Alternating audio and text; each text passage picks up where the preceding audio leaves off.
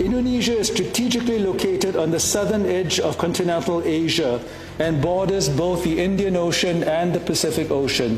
More importantly, it is one of two countries that control the narrow body of water connecting those two oceans, namely the Straits of Malacca.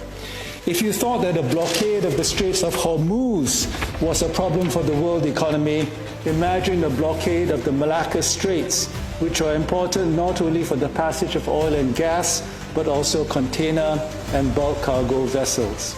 Since independence in 1945, Indonesia has been an influential player in international affairs.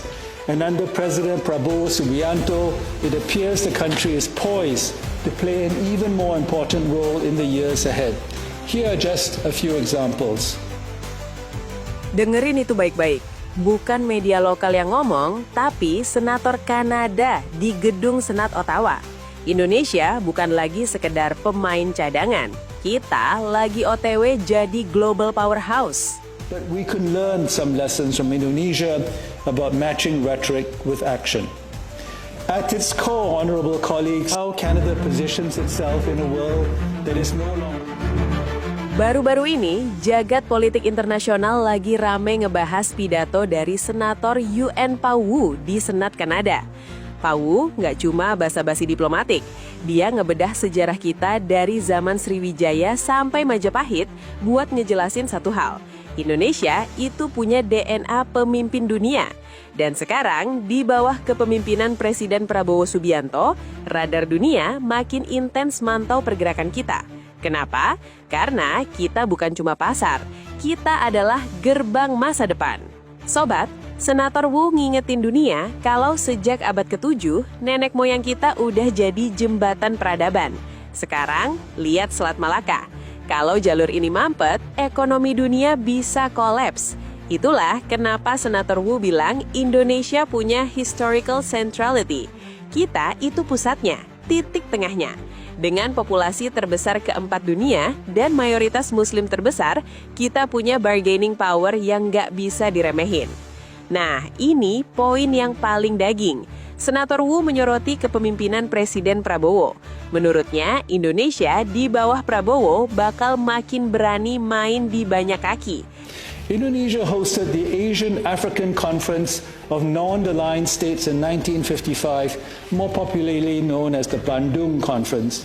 Bandung was Indonesia's declaration that newly independent states could shape world politics on their own terms, not as clients of great powers, but as collective actors. Indonesia and the other countries at Bandung were ahead of their time, but they correctly captured the sentiment of countries in what is now called the Global South in the early years of decolonization. This sentiment has intensified in recent years and has seen expression in international fora such as the BRICS and the G20. Indeed, Indonesia became a full member of BRICS in 2025 and is the only permanent Southeast Asian member of the G20. Bayangin, kita jadi anggota penuh BRICS di 2025. Satu-satunya anggota tetap G20 dari ASEAN dan sekarang lagi incer keanggotaan OECD. Ini yang disebut variable geometry. Kita bisa kerjasama bareng siapa aja tanpa harus manut ke satu kekuatan besar. Independent and active policy kita lagi divalidasi sama dunia. Gak cuma soal ekonomi, Indonesia juga vokal soal keadilan.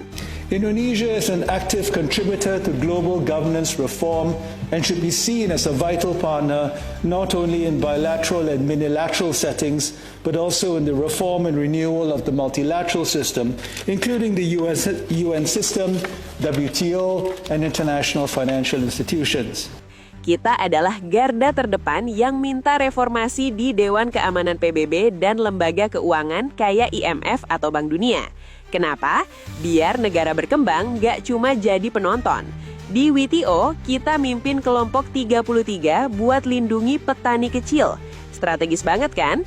Kita nggak cuma mikirin diri sendiri, tapi jadi abang buat negara-negara berkembang lainnya. An increase in the voting power and representation of developing countries in decision-making processes at both the IMF and the World Bank to reflect contemporary economic realities. Ada satu fakta yang bikin Senator Wu kagum sekaligus malu sendiri.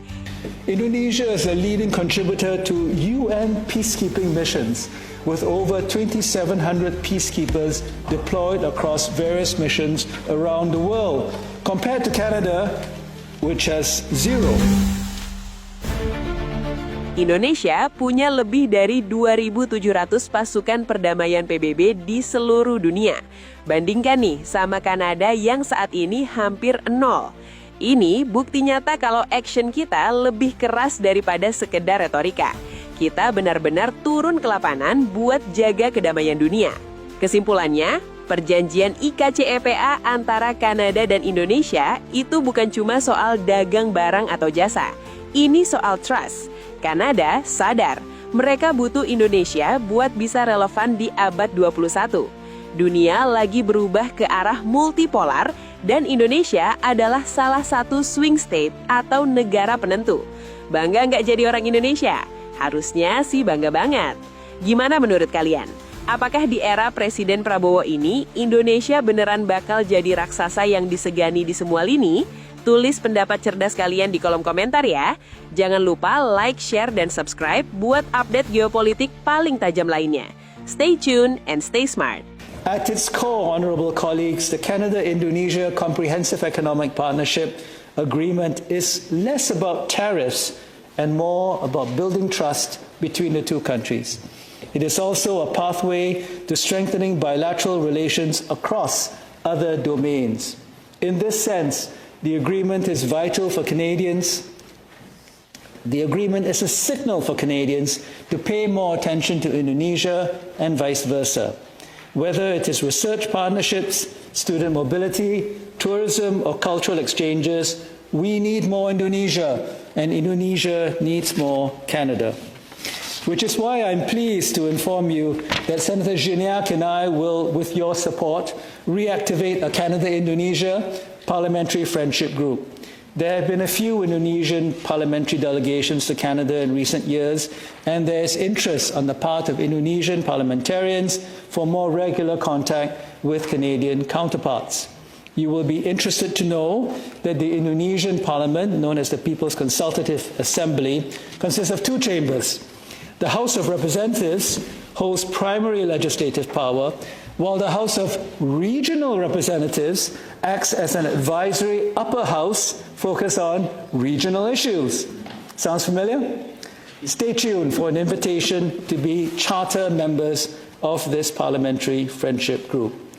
Honourable colleagues, this agreement will not only boost trade and investment between Canada and Indonesia, but also demonstrate Canada's commitment to the region. This agreement is not just a trade deal, it is a signal that Canada is prepared to show up in the world as it is, not as it once was.